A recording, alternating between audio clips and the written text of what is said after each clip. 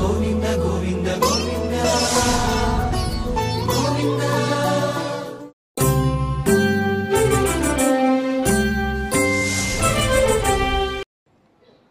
పుండరీకపురమధ్యవాసినీం వృత్తరాజసహధర్మచారిణీం అద్రిరాజతనయాం దినే దినే చింతయామి శివకామసుందరీం చింతయామి శివకామసుందరీం.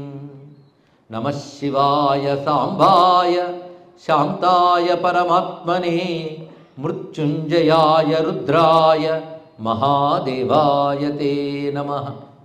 శివ శివేతి శివేతి శివేతి వా భవ భవేతి భవేతి భవేతి వా హరా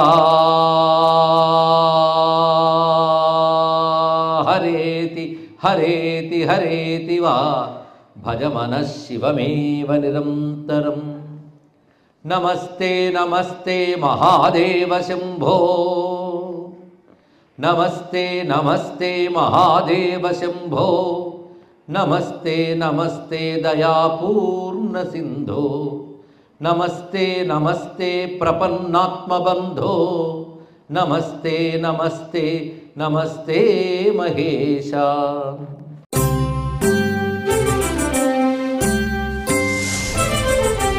విష్ణు రూపాయ నమః శివాయ అనే మాట మనకి యజుర్వేదమునందు స్కందోపనిషత్తులో కనబడుతుంది. మళ్ళీ అరణ్య పర్వంలో అర్జునుడు శివుణ్ణి సాక్షాత్కరించుకున్నప్పుడు ఈ మాట అంటాడు, విష్ణు రూపాయ నమః శివాయ అనే మాట. ఎక్కడుంది అని చాలామంది అంటారే, ఇక్కడుంది ఆరిజన్. ఎవడో తయారు చేసి ప్రక్షిప్తం చేశారనే మాట ద్వేషపూరిత హృదయాలన్న మాట. కానీ శివకేశ్వరి మధ్య భేదం లేదన్నది సత్యం అన్న మాట తెలుసుకోండి. ఈ విషయాన్ని మనం ప్రస్తావన చేసుకుంటూ, అటువంటి ఉపమన్యు మహర్షి వ్యాఘ్రపాదుని యొక్క పుత్రుడు. ఆయన చరిత్ర చాలా పెద్ద క్లుప్తంగా చెప్తారు. ఎందుకంటే ఈయన అరణ్యంలో ఉన్నాడు. అప్పుడు వశిష్ఠులు వారు అంటారట, ఇప్పుడు సంతోషమయ్యా నీకు సంతానం కలిగింది, కానీ వీడికి పాలు పెడతామంటే అడవులు ఎక్కడ పెడతాం, అది కొంతకాలం మా ఇంటికి తీసుకెళ్తాం, అక్కడ ఉంచుతాం. ఎందుకంటే పుట్టింటికి తీసుకెళ్తారు కదా, తీసుకెళ్ళి కొంతకాలం ఉంచారు. వశిష్ఠుడి దగ్గర కామధేనువులు ఉన్నాయి. కామధేనువులు క్షీరములు అలవాటు అయిపోయి ఇతనికి. కానీ పిల్లవాడిని ఎంతకాలం అక్కడ ఉంచుతారు, ఇక్కడ తీసుకొచ్చారు. అక్కడ తాగిన పాల రుచి ఇతనికి కావాలనిపించింది. అప్పుడు అమ్మ ఏం చేసిందంటే, పాపం బాధపడుతున్నాడని అక్కడ అరణ్యంలో దొరికినటువంటి నీవార ధాన్యములు వీటితో పిండి చేసి ఆ పిండి నీళ్లలో కలిపి ఇవే పాలని ఇచ్చింది. ఒకప్పుడు రుచి తెలియకపోతే ఇదే పాలు అనుకుంటాడు. కానీ తాగిన వెంటనే పాత్ర గిరాట వేసి ఇవి పాలు కావు, ఎక్కడ తాగినవే పాలు అన్నాడు. ఆయన మన అరణ్యంలో ఉన్నటువంటి వాళ్ళం ఒక్కొక్కటి తపస్సులు ఒక్కొక్కటి. ఆయన వశిష్ఠుల వారు సామాన్యులు గారు, అరణ్యంలో ఉన్న దాన్ని పెద్ద విశ్వవిద్యాలయం చేశాడు ఆయన. మహారాజులందరూ ఆయన పాదాక్రాంతులు. ఆయన ఇంట్లో కామధేనువులు ఉంటాయి, చింతామణులు ఉంటాయి. మీ నాయన కూడా తెచ్చుకోగలడు, కానీ ఆయన వాడి మీద కోరిక లేదు, బట్ అవసరం లేదు. అందుకోసం మన తపస్సు ఇలా ఉంది, ఏం చేయమంటావు నాయనా అంటే, నాకు ఆ పాలే కావాలన్నాడు. దేనికైనా పెట్టి పుట్టాలి. ఇదివరకు తపస్సులు చేసిన వాళ్ళకే ఏవైనా వస్తాయి. నువ్వు దీనికోసం ఇదివరలో మనం తపస్సు చేయలేదు. తపస్సు అంటే శివును విష్ణువును ఆశ్రయించి తపస్సును ఆచరించాలంటే వెంటనే శివుడు ఆయన ఎలా ఉంటాడని అడిగాడు. అంటే ఆ తల్లి ఇంకా చెప్పింది, ఆయన ఇలా ఉంటాడని చెప్పలేమయ్యా, నువ్వు ఇలా ఉంటాడని చెప్పగానే అలా ఉండడు. అది ఆయన దగ్గర ఉన్న పెద్ద చిక్కు శివుడి దగ్గర. ఇలా ఉంటాడు అనుకోగానే నువ్వు ఫిక్స్ చేస్తావు ఆయన రూపాన్ని. నన్ను ఫిక్స్ చేస్తావంటాడు, మరో రూపంలో వస్తాడు. ఆయనకి ఇది వచ్చింది అనిర్దేశ్యవపు ఆయన. ఎలా వస్తాడో తెలియదు, ఎలా ఉంటాడో తెలియదు, కానీ ఆయన నామం ఆయన మాత్రం చాలా గొప్పది సుమా అని చెప్పి తల్లి శివుడి తత్వాన్ని బోధించి, కానీ ధ్యానానికి యోగ్యమైన శివమూర్తులు చాలా ఉన్నాయంటే శివమూర్తుల గురించి చెప్పి భస్మాన్ని, విరజాభస్మాన్ని తీసి ఇచ్చి దీక్ష ఇచ్చింది తల్లి. అప్పుడు వెళ్ళి శివుని కోసం తపస్సు చేస్తాడు. పాల కోసం కూర్చున్నటువంటి వాడికి పరమార్థ జ్ఞానం తపస్సులో లభించింది. అప్పుడు శివుడేం తక్కువవాడా, ఆయన ఇంద్ర రూపంలో వచ్చాడు ఆయన వద్దకు. వస్తే ఈయన కళ్ళు తెరిచి చూశాడు. ఇంద్రా నమస్కారం అన్నాడు. వెంటనే సంతోషం, కానీ దేనికోసం తపస్సు చేస్తున్నావు అన్నాడు. దేనికోసమైనా నేను నీ కోసం తపస్సు చేయలేదు కనుక అనవసరంగా నా తపస్సుకు భంగం కలిగించకుండా మీరు వెళ్ళండి అన్నాడు. అయ్యా నువ్వు చెప్పకపోయినా నువ్వు ఎందుకు కోరుకున్నావో నాకు తెలుసు, పాల కోసమేగా, అవి నేను ఇవ్వగలను అన్నాడు. నిన్నెమ్మని నేను అడిగేనా, ఎందుకయ్యా అవస్థ పెడతావు, వెళ్ళు. మరి దేవుడు కనుక, నాకంటే గొప్పవాడు కనుక మిమ్మల్ని ప్రార్థిస్తే కోరికలు తీరుతాయి కనుక ఒక కోరిక అడుగుతున్నాను, నా శివునిపై ఇంకా ఇంకా అచంచల భక్తి పెరిగేటట్లు ఆశీర్వదించు అన్నాడు ఇంద్రుడితో. ఇక్కడ ఆలోచించవలసిన చూడండి, అది మఠం వేసిందేమో పాల కోసం, తీరా ఇంద్రుడు వస్తే అమ్మ ఎవడొకడు దొరికాడు, ముందు శివుడి దగ్గర పాలిచ్చే అనగచ్చు కదా, అడగకుండా. ఎందుకంటే ఆయన దగ్గర కామధేనువులు ఉన్నాయి కదా ఇంద్రలోకంలో, కామధేనువు పాలు ఇస్తాడు. ఎవడు అడగకుండా ఏమన్నాడు, శివభక్తి వృద్ధి చేయన్నాడు. ఏమిటయ్యా అంతా చేసి శివుడి మీద భక్త ఏముంది ఆయన దగ్గర, మా దగ్గర చూడు త్రిలోకాలకు అధిపతిని, కామధేనువులు కల్పవృక్షాలు చాలా చాలా ఉన్నాయి, ఎందుకు పాపం ఇంకా శ్రమ పడతావు, తపస్సుతో శరీరాన్ని కృషింపజేసుకుంటావు అంటే కొంచెం అధిక ప్రసంగాలు చేస్తున్నారు మీరు. ఒక్క మాట చెప్తున్నాను, శివుడు చేత్తో ఇస్తే విషమైనా పుచ్చుకుంటాను, శివుడి కానివాడు ఇస్తే అమృతం కూడా పుచ్చుకొని వెళ్ళన్నాడు. ఇక్కడ అచంచలమైన భక్తి అండి. ఇక్కడ అనగానే శివనింద చేయడం మొదలుపెట్టాడు. ఎవరు? ఇంద్రుడా. జాగ్రత్తగా వినాలి. ఇంద్ర రూపంలో వచ్చిన శివుడు. ఎందుకంటే ఆయన తిట్టుకున్నట్టు ఎవడు తిట్టలేట. ఏముందయ్యా శివుడి దగ్గర అంటే శివతత్వాన్ని శివనింద చేయడం మొదలుపెట్టాడు. వెంటనే శివనింద తట్టుకోలేడు భక్తుడు. అంతవరకు తాను అక్కడ భస్మం అర్చనలో వినియోగించిన భస్మం తీసి మంత్రించాడు. ఆ మంత్రించిన భస్మం శివుడు ఆ ఇంద్రుడి మీద వేసేద్దామని, ఇంత శివనింద చేసే నీకు అని చెప్పిద్దామని తీసుకున్నాడు. ఆయన భస్మం తీసుకొని విసరబోతూ ఉంటే ఒక ఆయన చేత్తో పట్టుకున్నాడు. ఆయన ఎవరంటే నందీశ్వరుడు. శివుడి మీద ఆయన ఏ గవాలని ఇవ్వడంటే ఇక్కడ ఆయన గట్టిగా చేత్తో పట్టుకున్నాడు. పట్టుకోగానే ఇంద్ర రూపంలో శివుడు చిరునవ్వు నవ్వాడు. అంతవరకు ఐరావతం వృషభమైపోయింది. ప్రక్కనున్న శచీదేవి ఉమాదేవిగా గోచరించింది. ఆయన చంద్రార్ధశేఖరుడి తన అసలు స్వరూపాన్ని చూపించగానే పరవశించిపోయి జయ జయ జగదేకనాథ శంభో ప్రకృతి మనోహర నిత్య చిత్ స్వభావ అపగత కలుష ప్రపంచ వాచాపి మనసో పదవీ మతీత తత్వ అని చిన్న ఉపమన్యువు ఆ విధంగా ప్రార్థించగానే శివుడు పరవశించిపోయి ఎత్తుకున్నట్టంట కుర్రవాడిని. ఎత్తుకుని ఒళ్ళో కూర్చోబెట్టుకుని మన అబ్బాయి అన్నట్ట పార్వతీదేవితో. ఆవిడ సంతోషించి ఆవిడ తీసుకుంది. ఉమా శివుల మధ్యన స్కందుడిలో ఈయన కూర్చున్నాడు. ఇక్కడ కూర్చుని ఇతడికి నేను కుమార పదవిని ఇస్తున్నాను వాటి నుంచి. కుమార పదవి అంటే వీడు నాకు పుత్ర సమానుడు మాత్రమే కాకుండా నా జ్ఞానం అంతా ఇతనికి ఇస్తున్నాను. ఇప్పుడు అది చేయాల్సింది నువ్వే, శివజ్ఞాన ప్రదాయనివి నువ్వే ఇవ్వాలి అనగానే ఉపమన్యువు నా తల్లి అనుగ్రహించింది. అప్పుడు చెప్తాడు, క్షీరం కాదజా నీ ఇంట్లో క్షీర సముద్ర దేవత ఉంటుంది, సర్వ సంపదలు నీ దగ్గర ఉంటాయి, పరిపూర్ణమైన యవ్వనంతో నువ్వు ఉంటావు, బహుకల్పాంత కాలాల వరకు నువ్వు ఉంటావు, నీ ద్వారా అనేక మంది మహర్షులు సిద్ధులు యోగులు తయారవుతారు, నీ వల్ల శాస్త్రముల ప్రవర్తిల్లుతాయి, నువ్వు మహర్షి అవుతావు. అలా నీ ఆశ్రమం ఉంటుంది. నీ ఆశ్రమం సామాన్య మానవులు దుర్గోచరం కాదు, అక్కడ ఉంటావు నువ్వు. అలాంటి ఆశ్రమాన్ని కృష్ణ పరమాత్మ చూసేట తర్వాత కాలంలో అతడు ఉపమన్యు మహర్షి. అతను వ్యాఘ్రపాదను తనయుడు. తెలుసుకోండి. ఇది కూడా మన వ్యాఘ్రపాద వృత్తాంతం కాలేదు, మధ్యలో ఉపమన్యు వచ్చాడు, పిల్లాడు వృత్తాంతం. ఆ పిల్లవాడు కలిగాడు, అతడు చక్కగా శివభక్తి కలిగి ఉన్నాడని మాత్రం ప్రస్తావన చేస్తున్నారు. ఇప్పుడు వ్యాఘ్రపాదుల యొక్క తపస్సు యోగంగా ఎలా చేసుకుంటున్నాడో వివరిస్తున్నారు ఇక్కడ. తజ్జనక శ్రీమాన్ వ్యాఘ్రపాదో మహాముని, అటువంటి ఉపమన్యుని యొక్క తండ్రి అయిన వ్యాఘ్రపాదుడు. ఇంతవరకు వ్యాఘ్రపాదుడు కూడా ఉపమన్యుడు ఉన్నాడు, ఉపమన్యుడు తండ్రి వ్యాఘ్రపాదుడు అంటున్నారు. ఒక్కొక్కసారి ఆ కీర్తి తెచ్చుకుంటారండి కొంతమంది. వారి పిల్లాడండి వీడు అంటారు, కొంతకాలానికి వాళ్ళ నాన్నగారండి వారు అంటారు. వీడి కీర్తి పెరిగిపోయింది అనమాట. ఉపమన్యు కీర్తి అంత పెరిగింది మొత్తానికి. ఉపమన్యు తండ్రి అయిన వ్యాఘ్రపాదుడు మూలస్థాన నివాసిన సన్నిధౌ, ఆ మూలనాథుడైన శివుని సన్నిధిలో ఉంటూ పూజంతా చేసిన తర్వాత యతవాక్కాయ మానస శివభావన, ఆ శివభావంలో ఒక్కసారి అంతర్ముఖుడైపోయాడు. శివుని భావిస్తూ భావిస్తూ ప్రపంచం మర్చిపోయాడు. అదే అంతర్ముఖత్వం అంటే. యోగం కర్తుం ప్రచక్రమే, యోగ మార్గంలో శివుని ఆరాధన చేస్తున్నాడు. ఎలా చేస్తున్నాడో ఇక్కడ ఆసనం వేసిన పద్ధతి కొన్ని శ్లోకాల్లో చెప్పారు. ఆసక్తి కలిగిన వారికి రుచిస్తుందని కొంచెం చెప్పుకుందాం. వామపాదమధకృత్వా శ్రోణ్యాస్పృష్టమహీతల, యోగ పద్ధతి వివరిస్తున్నారు ఇక్కడ. దీన్ని బట్టి యోగం అనేది హైందవ ధర్మంలో ప్రధాన భాగము. అదే ప్రపంచమంతా ఉంది కానీ ఇంకోటి కాదని తెలుసుకోవాలి. యోగం హిందూ ధర్మం నుంచి ఎవరు వేరు చేయలేరు. హిందూ ధర్మం యొక్క స్వరూపం యోగము. ప్రపంచానికి హిందూ మతం ఇచ్చిన గొప్ప కానుక యోగం, ఇది తెలుసుకోవాలి ఇక్కడ.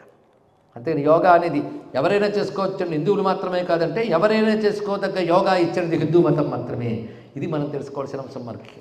కానీ యోగం లాంటి ఎన్నో అంశములు, ఆత్మచైతన్యం గురించి తెలుసుకునే అంశములు ప్రపంచానికి పరిధానంగా ఇచ్చినటువంటి సనాతన ధర్మానికి వారసులమైన గర్విస్తూ ఆ ధర్మాన్ని నమస్కారం చేసుకుందాం. యోగ పద్ధతి చెప్తున్నారు. అయితే వినండి కానీ చేసే ప్రయత్నం చేయొద్దు. గురుముఖత ఇక్కడ వింటూ రాసేసుకుని పొద్దున్న చేసేద్దామంటే ఒకదానికోటి మళ్ళీ లేవలేకపోతే ప్రవచనంలో వినడం వల్లనే కంప్లైంట్లు వస్తాయి. ఇక్కడ ఇవి తెలుసుకుని గురుశిక్షణలో చేయవలసిందే. ఆయన ఏ స్థాయికి వెళ్ళి ఈ ఆసనం వేయగలిగాడు. వామపాదం అధకృత్వ, వామపాదం క్రింద పెట్టి భూమికి తగిలేటట్టు పెట్టి దానిని ఆసనానికి క్రింది భాగంలోకి తెచ్చుకొని సన్నభ్యోదర మాక్లిష్టమురస్థల ముదారధీహి, పొట్ట లోపలికి తీసుకుని విస్తారంగా గాలి హృదయంలో నింపుకున్నాడు. విస్తారమైన వక్షస్థలం. తర్వాత భుజములు కొంచెం వంచి ఈశన్ నమ్ర భుజోద్భాసి స్థాణువన్నిశ్చలాకృతి, ఒక స్థాణువులాగా నిశ్చలంగా కూర్చున్నాడు. ఉత్తానిత కరద్వంద్వం, రెండు చేతులను ఒకదానిపై ఒకటి పెట్టుకుని అంకమధ్యే మనోహరే, ఒడిలో పెట్టుకున్నాడు. నిశ్చలాం మహతీం కాంతాం దీర్ఘీకృత్య శిరోధరాం దంతాస్పుష్ట స్వజిహ్వాగ్ర శోభవాన ముఖాంబుజ. జపం చేసేటప్పుడు కానీ ధ్యానం చేసేటప్పుడు కానీ ముఖాన్ని ఎలా పెట్టుకోవాలో చెప్తున్నారు. సమానన శిరోగ్రీవ అంటూ 6వ అధ్యాయంలో భగవద్గీతలో స్వామివారు కూడా దాన్ని చెప్తారు. అంటే శిరస్సు మెడ భుజం ఒక తీరులో ఉండాలి. పైగా జపం చేసేటప్పుడు కానీ ధ్యానం చేసేటప్పుడు కానీ పెదవు పళ్ళు దగ్గరగా ఉండకూడదు, పైవి కిందవి కరిచి పట్టుకోకూడదు, కొంచెం గ్యాప్ ఉంచాలంటే. అలాగే నాలుగు దంతాలకు తగలకూడదు, కొంచెం లోపలికి ఉండాలి. అలా ఉంచి పెదవులు తెరవకూడదు, పెదవులు తెరవకూడదు, దంతాలు దగ్గరికి కలియకూడదు, నాలుగు దంతాలని తాకకూడదు. అదే దంతాస్పృష్ట జిహ్వాగ్ర శోభమాన ముఖాంబుజి, దంత అస్పృష్ట జిహ్వాగ్ర కళ్యాణ లక్షణే దీర్ఘే నాసాగ్రే న్యస్తలోచన. అంటే ముఖం యొక్క పై కొన అంటే భృకుటి మధ్యలో దృష్టి పెట్టి అక్కడ రేచక పూరక కుంభకాని పద్ధతులు ఇచ్చి పూరకమనందు నిలిపి ఆ దివ్యమైన శివధ్యానం చేస్తూ లోపల పంచాక్షరిని శ్వాసతో కలిపి చేస్తూ ఇది పద్మాసనస్థస్య మునే పరమతేజస. అలా పద్మాసనంలో చాలా కాలం ఉండిపోయాడు ఆయన. అంటే ఎంత అంటే రోజు చేస్తున్నది, ఒకరోజు జరిగింది చెప్తున్నారు ఇది ఘట్టాన్ని. కానీ ఆ రోజు కొత్తగా యోగం ప్రాక్టీస్ చేస్తున్నాడని కాదు, ఆ రోజు సంఘటన జరిగింది యోగ దశలు, అది చెప్పడానికి వివరిస్తున్నారు. అలా ఉన్న సమయంలో కదాచిత్ యోగ వైభవాత్, ఇలాంటి యోగాసనంలో ఉన్నటువంటి వ్యాఘ్రపాదునికి ఏదో పూర్వజన్మ సుకృతమైన యోగము చేత ఒకానొక భాగ్యం కలిగింది. ఆ సమయంలో ఒక అద్భుత దర్శనమైంది. ఇక్కడ తెలుసుకోవాల్సిన అంశం ఏంటంటే, యోగంలో కొందరు ధ్యానం చేస్తారు, ధ్యానం చేసినప్పుడు ఏదో మూర్తిని చూస్తుంటారు.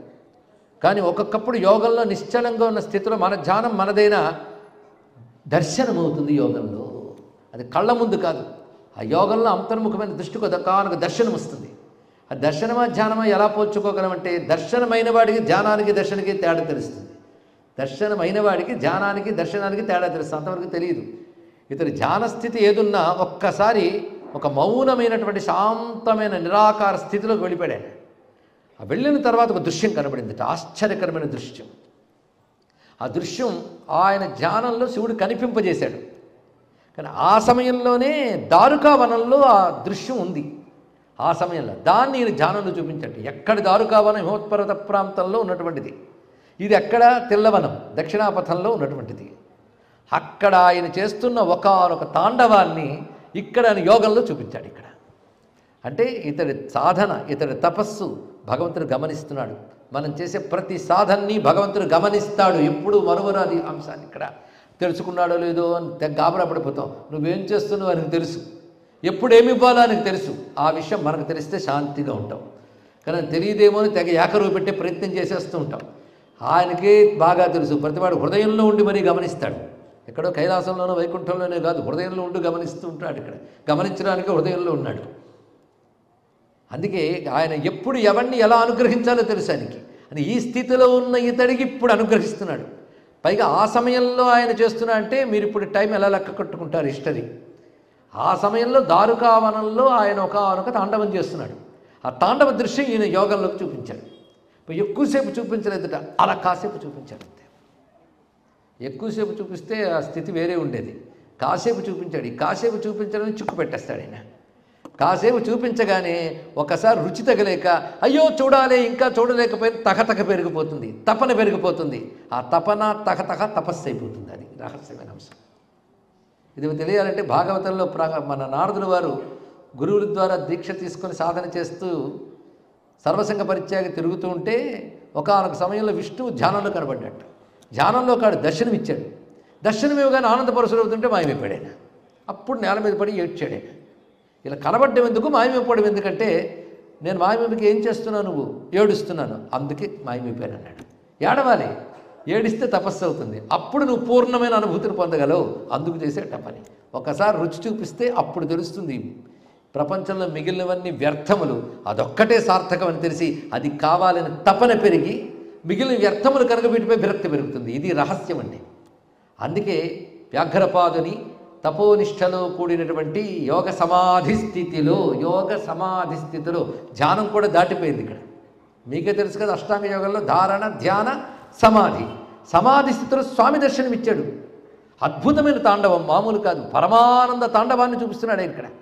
అది చూస్తూ పరమానంద తాండవం చూడడం అంటే బ్రహ్మానందానుభవమే. దాన్ని పొందుతూ ఆనందపరుసుడు ఉండగా ఒక్కసారి మాయం చేశాడు ఆయన. వెంటనే దుఃఖం కలిగింది. అత్రాంతరే మహాదేవ శంకర శశిభూషణ సంహృత్య మోహం కృపయా సర్వానుగ్రహ శివ యోగ నిర్ధూత తమసా మునీనాం భావితాత్మనాం. అక్కడ దేవదారువనే దేవదారు వనంలో యోగ నిర్ధూత తమసాం, యోగము చేత తమోగుణాన్ని జయించినటువంటి మునులకు ఏ నాట్యాన్ని చూపించాడో ఆ నాట్యాన్ని ఈయనకు చూపించాడు. అది చూస్తూ పరవశిస్తూ ఉండగా మాయమవగానే ఇంకేదైనా దిదృక్ష పెరిగిపోయింది. దిదృక్ష అంటే ద్రష్టం ఇచ్చా దిదృక్ష, చూడాలని తహతహ ఇంకా పెరిగిపోయి దుఃఖితౌసో ముహుర్ముహు. వెంటనే మెలకు వచ్చి స్వామి ఇలా కనబడి మాయమైపోయేవే, ఇంతవరకు తాండవం గురించి ఏదో వింటున్నాను, కైలాసంలో తాండవం చేస్తావా, ఓహో అసలు చూడాలి చూడగలము రెండు అనుకోలేదు మేము. ఇప్పుడు అది చూడవచ్చు అని చూపించాం. ఎందుకంటే నువ్వు నాట్యం చేస్తున్నప్పుడు ఆ నాట్యాన్ని చూస్తున్న మునులను కూడా నేను చూశాను. ఆ దారుకావనమును కూడా మాట వినబడుతుంది నాకు. అలాంటిది మాయమైపోయింది. అంటే ఇది చూడగలిగినటువంటి నాట్యమే, కానీ చూడలేని దురదృష్టవంతుడు నేను. చూడగలిగిన తపస్సు లేదు, కానీ అనుగ్రహించగలిగిన కారుణ్యం నీకుంది కదా స్వామి. కారుణ్యమూర్తి రీసారహ, కారుణ్యమూర్తివే నువ్వు. సాక్షాత్తుగా ఎక్కడ తపస్సు చేస్తున్నావో ఆ దారుకావనానికి మా నాన్న పంపకుండా ఈ అడవికి ఎందుకు పంపాడు? పైగా ఇక్కడ కూడా నాట్యం చేస్తూ ఉంటామని చెప్పారు, కానీ నాకు ఎప్పుడు దాఖలాలే కనబడలేదు. ఇన్నాళ్ళే తపస్సు చేస్తున్నారు. కానీ మునులందరూ ఉన్నారు, వాళ్ళ తపస్సు వాళ్ళది, నా తపస్సు నాది. వాళ్ళకేం కనిపించిందో నాకు తెలియదు. కానీ దారుకావనంలో ఉన్న మునులకు నాట్యం చూపించావనేది మాత్రం సత్యం కదా. అక్కడికి మా నాన్న పంపకుండా ఈ అరణ్యంలో ఇక్కడికి పంపించాడు.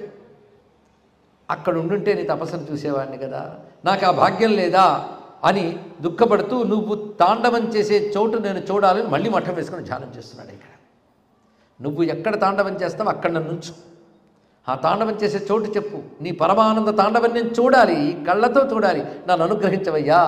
లేదా ఏ కంటితో నేను చూడగలనా కన్నిచ్చేనా అనుగ్రహించు అని ప్రార్థన చేస్తూ ఉంటే ఆయన చెవులకి కొన్ని మాటలు వినబడ్డాయి. ఎంత కనబడింది, ఇప్పుడు వినబడింది. వినాలన్నా కనాలన్నా యోగంలో సమాధి స్థితికి వెళ్ళినప్పుడు వినబడేది కనబడేది మంత్రమవుతుంది. యోగంలో సమాధి స్థితికి వెళ్ళినప్పుడు వినబడేది కనబడేది మంత్రమవుతుంది, దేవత అవుతుంది. ఇప్పుడు తెలిసింది కదా. అలా యోగ సమాధి స్థితికి వెళ్ళి ఋషులు దర్శించినవే మంత్రములు, ఋషులు దర్శించినవే దేవతలు, ఆ దేవతలను పూజించే మతం హిందూ మతం. ఇలా వస్తారు. అందుకే దేవతలు కనబడ్డారంటే వారికి, నేను చూడలేదంటే నువ్వు ఋషివి కావు కదా.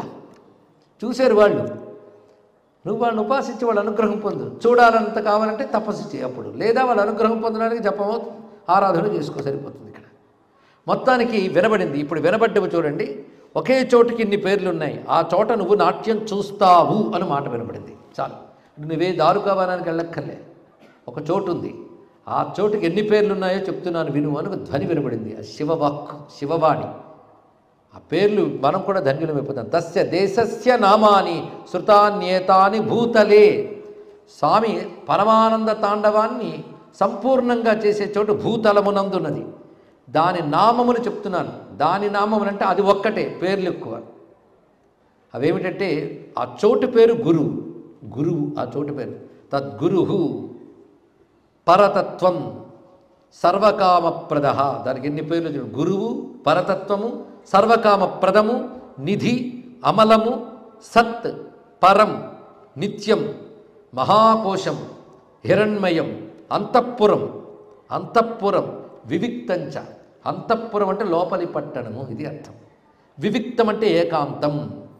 పుండరీకం గుహ, గగనం, పరిశుద్ధం, పరమాద్భుతం, ఉత్తమం, సత్యాస్పదం, సుషుమ్నా, ఆత్మజ్ఞాన శుభోదయం, చిదంబరం. స్వముక్తిశ్చ లసద్బ్రహ్మ సురోత్తమం శక్తిశ్చ మహతీ దివ్య విపులశ్చ శివాలయ ఏతాని చైతధన్యాని. ఇలాంటి నామములు కోట్ల కొలది వినబడ్డాయి.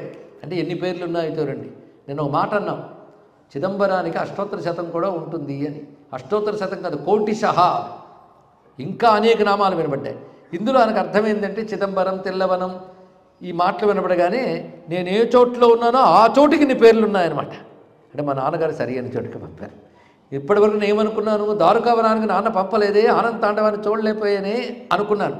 కానీ శివుడు ఆనంద తాండవం ఈ చోట్లో చూపిస్తాను అని చెప్తూ కోట్ల కొద్ది నామాలున్న ఈ చోటు మహిమ చెప్పాడు. ఈ నామాలకు కానీ అర్థం వివరణ రాస్తే ఇది యోగి అంతర్ముఖుడై పొందే బ్రహ్మానంద భూమిక. బ్రహ్మానంద భూమిక, లెవెల్ ఆఫ్ బ్రహ్మానంద, మోక్ష భూమికకి పేర్లండి ఇవన్నీ. ఇక్కడ ఆ మోక్ష భూమికలో అఖండ ఆనంద విజృంభణ ఉంటుంది. అఖండానంద అనుభవమే శివతాండవం, మరొకటి కాదు. శివతాండవం అంటే అఖండానంద అనుభవం. ఆయన ప్రకటిస్తే తాండవం, మనం దర్శిస్తే అనుభవం. అందుకే శివతాండవాన్ని చూసినప్పుడు కలిగే ఆనందం పేరేమిటంటే యోగులు మోక్షమునందు పొందే పరమానందము. అందుకే దాని పేరు పరమానంద తాండవం అన్నారు. ఇక్కడ సర్వ జగత్తుకి మూలము, సర్వ జగత్తుకి అతీతము ఏదో, ఏది సర్వజగద్వ్యాపకమో, మూడు మాటలు చెప్పాం. సర్వజగత్తుకి మూలము, సర్వజగద్వ్యాపకము, సర్వజగత్తుకి అతీతము, అదే ఆ పరమానంద భూమిక. అది సచ్చిత్ ఆనందం, అది పరమానందం, అది శివం. ఆ శివానుభవమే శివతాండవ దర్శనం. అది ఆయన అనుగ్రహిస్తాడు. ఆయన అనుగ్రహిస్తే శివతాండవం, మనం అనుభవిస్తే శివతాండవ దర్శనం. ఇది తెలుసుకోవాలి. ఇక్కడ అనుగ్రహం లేనిది అనుభవం లేదు, అనుగ్రహం లేనిది అనుభవం లేదు. అందుకే ఈ మహానుభావుడికి ఆ చోట్లు పేర్లు చెప్పాడు. ఒక్కొక్కటి ఎంత మధురంగా ఉన్నాయండి. అది వినగానే ఒళ్ళు ఒక్కసారి పులకించి స్వామి ఒక మాట అన్నాడు, ఈ చోట నువ్వు శివతాండవం చూస్తావు అన్నాడు. ఇక్కడ చాలు. ఎప్పుడనేది ఇంకా ఆయన ఇష్టం, ఎందుకంటే ఆయన అబద్ధం అంటే కదా, ఆయన మాట తప్పడు కదా. ఒక్కసారి ఆనంద పరవశుడై స్వామి ఇక్కడ నాట్యం చూపించే వరకు ఇక్కడ తపస్సును ఆచరిస్తూనే ఉంటాను. ఏముంది, తృప్తిగా ఇక్కడ శివారాధన చేసుకుంటూ గడుపుతాను. పునఃప్రబుద్ధశ్చ మునే ప్రసాదాత్ పరమేష్ఠినః. ఈ విధంగా ఆనందిస్తూ పరవశించిపోయాడు. ఆ సమయంలో మరొక మాట కూడా వినబడిందిట. ఏమనంటే, త్వరలో నువ్వు చూస్తావు, నీకు తోడు ఒక ఆయన వస్తాడు, నువ్వు ఆయన కలిసి చూస్తారు అన్నారు. ఇది ఇంకా బాగుందండి. ఎందుకంటే ఎప్పుడు ఒంటరిగా ఉంటావు బాధ, తనలాంటి వాడు కూడా తోడుంటే ఎప్పుడైనా సాధనకి మరింత బాగుంటుంది. అయితే వాడు అసూయాగ్రస్తుడు కాకుండా, వీడు మళ్ళీ వాడి మీద అసూయ పడకుండా సమాన హృదయులై ఒకే సాధన చేస్తున్నప్పుడు ఒకరికొకరు సహాయపడతారు. ఎలాగంటే మచ్చిత్తా మద్గత ప్రాణాహ బోధయంత పరస్పరం తుష్యంత రమంతి చ అని చెప్పినట్లుగా ఆధ్యాత్మిక సాధనలో ఒకరికొకరు తోడు, ఒకరికొకరికి ఉత్సాహం.